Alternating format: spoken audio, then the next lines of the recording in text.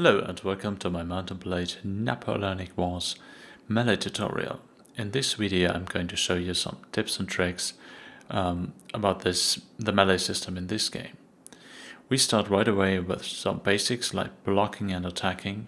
With this you use your mouse in the 4 different directions, and yeah, it's quite simple.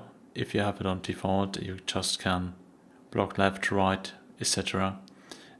With some weapons like the infantry musketeer you only can do 2 different directions of attacking, like the upper stab and the lower stab. With the sword, for example, you could do more.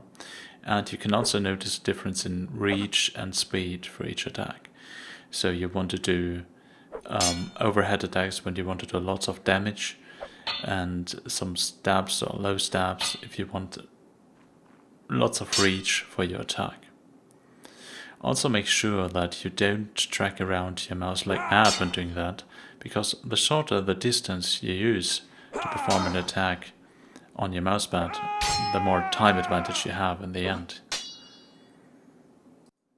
Another important mechanic in the game is kicking. It is a risk and sometimes very dangerous as well for you or your opponent. So if you run up, very predictable, you can easily be stunned and killed. However, if you are going around your opponent, you are less likely to be hit, because the kick has a certain amount of delay to it, and sometimes it's hard to get one circling around you. And even by doing that, you should always not be predictable and try some other directions as well. To the advanced techniques of this game, there are several. First off, you use tracking and the angles if you want to do swings, for example. So it's best shown with the sword. As you can see here, I turn into the swing and do the attack a bit faster, so the blade will connect faster to my opponent.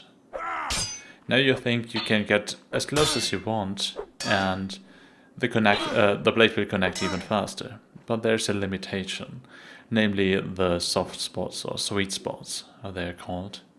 And this means if you get too close or have a too impossible angle, you won't do any damage or just a little bit of damage, and if you reach out again you will do all the full damage. If you can't bypass the block of your enemy, you might have to use some tricks. For example, you can mix directions. That means you do a high step and aim for his toes, or do a low step and aim for his head. So you might get confused by that and block to the wrong direction this way. Another method to get by your enemy blocking is to use feinting. You can either achieve that by just attacking and cancelling this attack by pressing the block button, or you just hold the attack button and switch to different directions, and each time you press the right mouse button to do that. And this mechanic translates into a very confusing fighting style, and your opponent will never know where the actual attack is going to be. Is it going to be a low or a high stab? If you have a sword, it gets even more chaotic. Now I want to introduce you to a method called chamber blocking.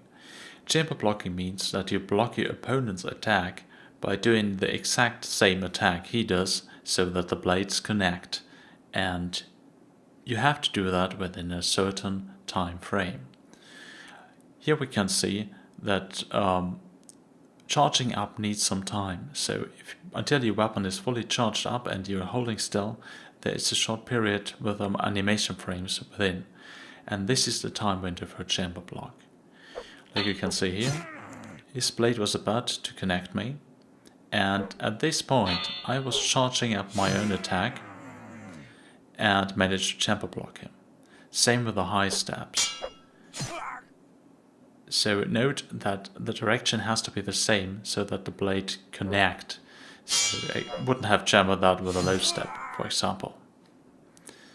To make it a bit easier, there's a method called chamber bait, where you can just infinitely or almost infinitely be in the state of chambering up your weapon. You just press mouse button, charge up your attack, and then you cancel it again and over and over and over again. So you always be in that animation frames or stuck in that animation frames, and you can almost guaranteed sneak in a chamber block doing that. Another important technique is circling or spinning around your opponent.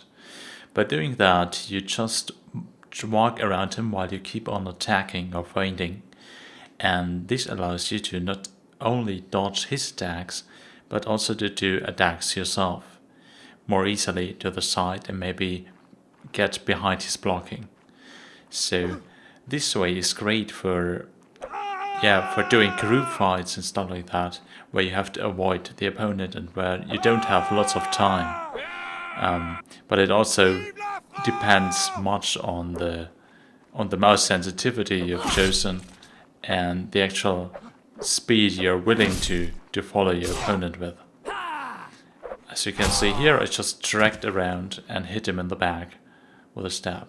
Okay, so now we have some fights going on between me and one of my regiment teammates, and we're doing some chamber blocks, circling around and try to hit each other with the ramrods.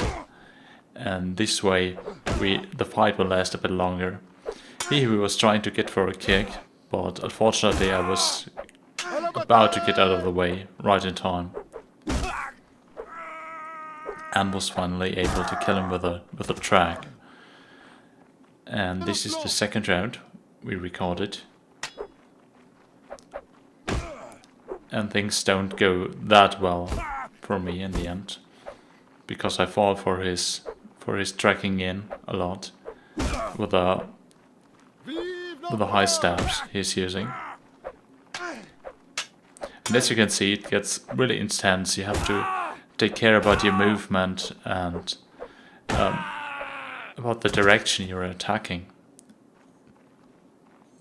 This is one without the ramrods and just the bayonets. There I failed a chamber block right here and got killed because I did not have the reach of the weapon. We also have some swords recording, and with the swords it's even easier to use angles and tracking like that. You see, just turn around and slash right into the face is very deadly. So it does with me this time.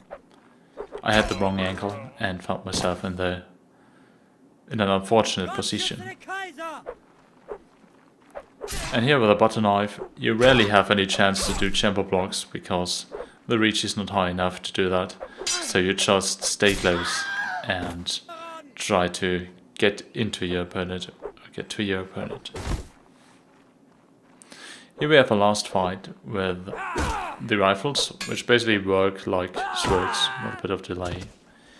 And at the end I want to show you a neat little trick, Impaling.